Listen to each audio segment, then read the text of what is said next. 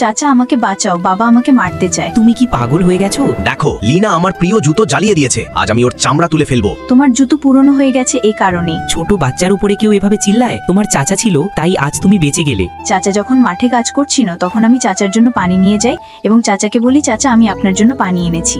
তখন চাচা খুশি খুশি পানির বোতল ধরে পানি খেতে শুরু করলো। তখন আমি দেখলাম চাচার আঙুল কেটে গিয়েছে। তখন আমি চাচাকে জিজ্ঞেস করলাম, আপনার আঙুল কিভাবে কাটলো?